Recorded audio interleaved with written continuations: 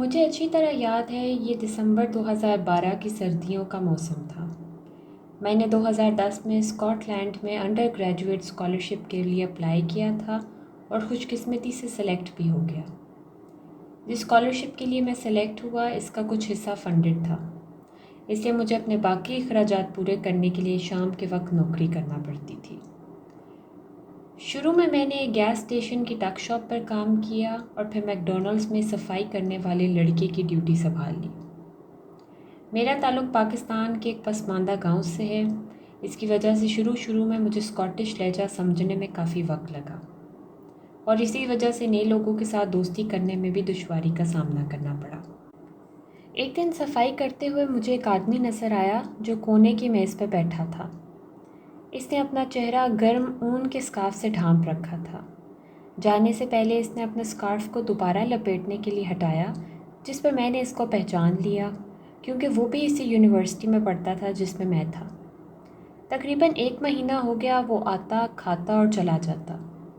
کیونکہ میری night shift تھی اور میں زیادہ تر تنہا رہتا تھا، اس لیے میں نے ایک دن اس کے پاس جانے کا فیصلہ کیا۔ اس کا نام کم تھا اور وہ چین سے یہاں پہ میری طرح اسکالرشپ پر آیا تھا۔ کم ایک پتلا لمبا لڑکا تھا اور اس کا چہرہ گول تھا۔ وہ کافی سیدھا سادہ اور عاجز تھا۔ ہمیں ایک دوسرے کو سمجھنے میں وقت لگا اور پھر ہم اچھے دوست بن گئے۔ کم کا تعلق کسی امیر گھرانے سے نہیں تھا، جس کی وجہ سے اس کو یہاں آ کر اپنی ضروریات پوری کرنے میں دشواری کا سامنا کرنا پڑا تھا۔ میری بھی ایسی ہی کہانی تھی، اس لیے ہم دونوں نے مل کر ایک کمرہ کرائے پر لینے اور اس کا کرایہ تقسیم کرنے کا فیصلہ کیا۔ جس عمارت میں ہمیں کمرہ ملا وہ 2 منزلہ تھی اور سڑک کے بالکل آخری سرے پر۔ ہمارا کمرہ زیادہ کشادہ نہیں تھا، ایک بنک بیڈ اور اس کے بالکل ساتھ ہی ایک اسٹڈی ٹیبل جو شیشے کی واحد کھڑکی کے سامنے پڑا تھا۔ کمرے کو اپنا پن دینے کے لیے ہم دونوں نے ایک شیلف لگا لی جس پر اپنے گھر والوں سے جڑی یادیں مثلاً فوٹو فریمز وغیرہ رکھ دی۔ ہمارے اپارٹمنٹ سے ہماری یونیورسٹی 10 منٹ کی مسافت پر تھی۔ ناشتہ ہم اکثر راستے میں ہی کسی کیفے پر کر لیا کرتے تھے۔ ہماری مالک مکان جو کہ خاتون تھی ہمارے سے بہت اچھے سے پیش آتی تھی۔ ہماری مالکن ایک بیوہ تھی اور ان کے کوئی بچے بھی نہیں تھے۔ رات کا کھانا ہم اکثر ان کے ساتھ ہی کھایا کرتے تھے۔ زیادہ تر رات کے کھانے میں وہ ہمیں چاولوں کے ساتھ شوربہ دیتی تھیں جو ہم بڑے مزے سے کھایا کرتے تھے۔ حالات بہت اچھے جا رہے تھے اور 2 مہینے بغیر کسی فکر کے گزر گئے۔ ایک دن میں یونیورسٹی سے سیدھا اپنے پرانے ہاسٹل گیا۔ اصل میں میری کچھ کتابیں وہاں پر رہ گئی تھیں جن کو میں نے لینا تھا، اور پھر میں سیدھا اپنی نائٹ شفٹ کی طرف چلا گیا۔ جب میں اپنی نوکری سے واپس آیا تو تقریباً 1:30 بج گئے تھے۔ جب میں کمرے میں داخل ہوا تو مجھے کچھ عجیب اور مختلف سا محسوس ہوا جو پہلے کبھی نہ ہوا تھا۔ ایسے لگ رہا تھا جیسے مسلسل مجھے کوئی دیکھ رہا ہو۔ خیر میں نے کوئی خاص توجہ نہ دی اور اپنا وہم سمجھ کر سونے چلا گیا۔ جس دن سے میں ہاسٹل سے پھر کر آیا تھا مجھے کچھ ٹھیک محسوس نہیں ہو رہا تھا۔ ایک دن میں میک ڈونلڈس میں کام کر رہا تھا، میں اپنا کام تقریباً ختم کر چکا تھا، بس ایک مرتبہ نکلنے سے پہلے سب کچھ دیکھ رہا تھا کہ اچانک میری نظر کونے کی میز پر پڑی، جس کو دیکھ کر میں بالکل بے حس ہو گیا۔ کونے کی میز پر ایک چھوٹا کبا سا سایہ بیٹھا تھا جو مسلسل مجھے گھور رہا تھا۔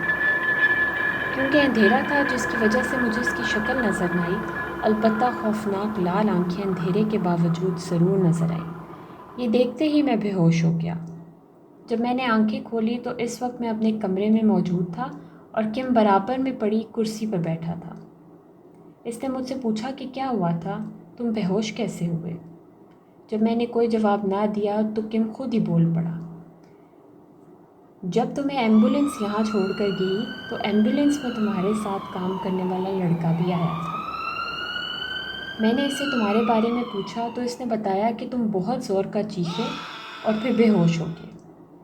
کم کی بات سے میں بہت حیران ہوا کیونکہ مجھے رات کے بارے میں کچھ یاد نہیں تھا اور میرا سر بھی درد سے پھٹا جا رہا تھا۔ اگلے 2 دن تک میں گھر پر ہی رہا، نہ یونیورسٹی جا سکا نہ کام پر جا سکا۔ اب میک ڈونلڈس کے واقعے کو 3 دن گزر گئے تھے۔ آدھی رات کا وقت تھا، میں بیڈ پر لیٹا ہوا تھا۔ کم کو سوئے کافی ٹائم ہو گیا تھا کیونکہ میں بنک بیڈ کے نیچے والے حصے پر سوتا تھا، اس لیے کم کو دیکھنا مشکل تھا، پر اس کے خراٹے بتا رہے تھے کہ وہ سو گیا ہے۔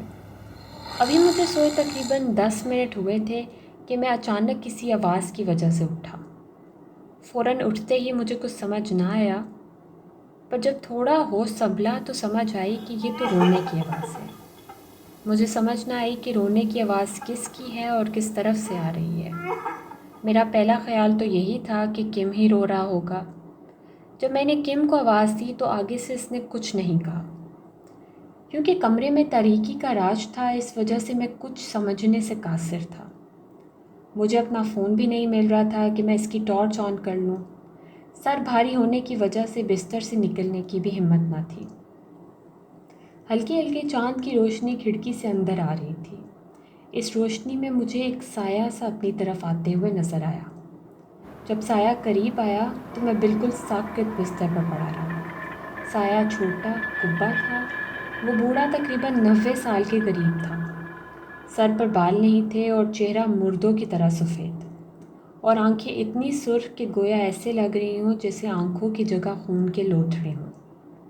میں نے اپنی پوری طاقت کا استعمال کر کے زوردار چیخیں مارنا شروع کر دی۔ میری چیخیں سن کر میری مالک مکان دوڑتی ہوئی اوپر آئی۔ میں حیران ہوا کہ کم میری آواز پر کیوں نہیں اٹھا۔ جب میں نے مالکن سے پوچھا تو انہوں نے بتایا کہ کم نے آج رات دیر تک یونیورسٹی لائبریری میں پڑھنا تھا۔ مجھے یقین نہیں ہو رہا تھا کہ جو کچھ میں نے دیکھا وہ کیا تھا۔ کیا وہ واقعی سب سچ تھا؟ کم کے خراٹوں کی آواز، وہ سرخ آنکھوں والا بوڑھا۔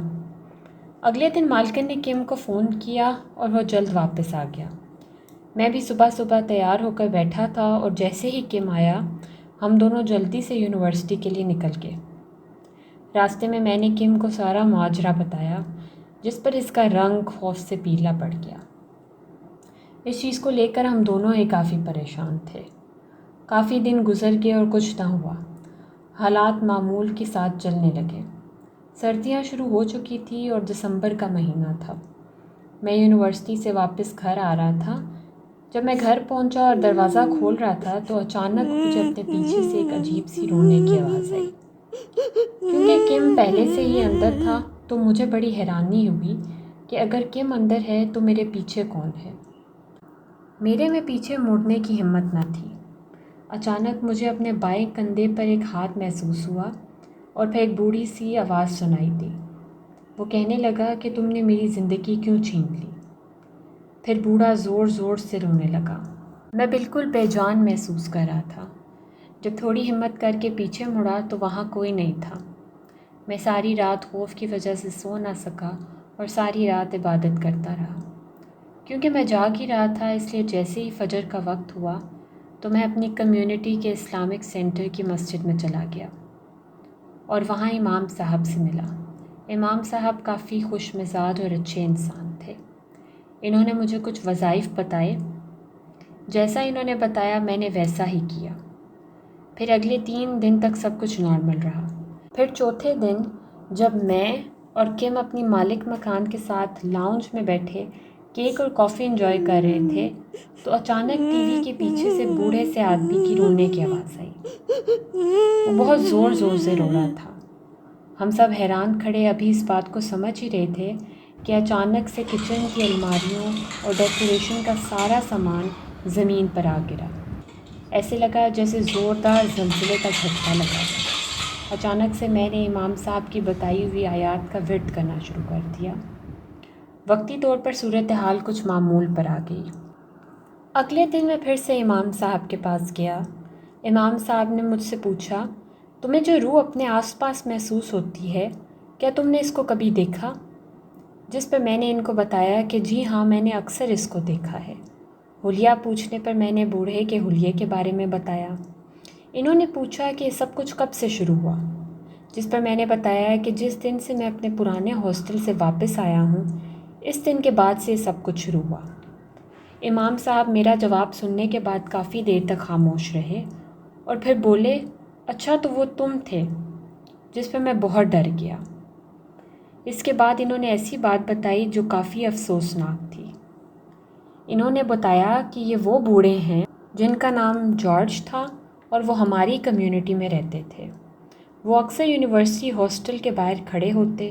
جو اسٹوڈنٹ بھی ہاسٹل سے باہر نکلتا وہ اس کو دیکھ کر بہت خوش ہوتے اور اس سے بات چیت کرتے۔ جیسا کہ تم نے بتایا کہ تم اس دن ہاسٹل گئے تھے تو مسٹر جارج نے تمہیں دیکھ لیا۔ وہ میرے ساتھ کھڑے باتیں کر رہے تھے۔ جیسے ہی تمہیں دیکھا تو بہت زور سے آوازیں دیں، لیکن تم نے سنی نہیں۔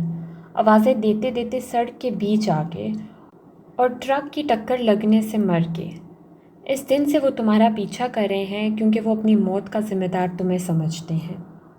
اس کے بعد امام صاحب نے کچھ وظیفے کیے جس کی وجہ سے میری جان اس روح سے چھٹ گئی۔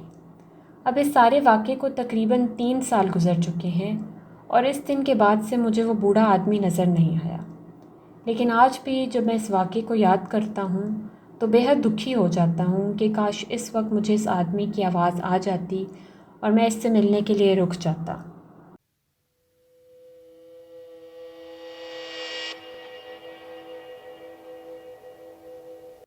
Hi everyone, I hope you enjoyed the story.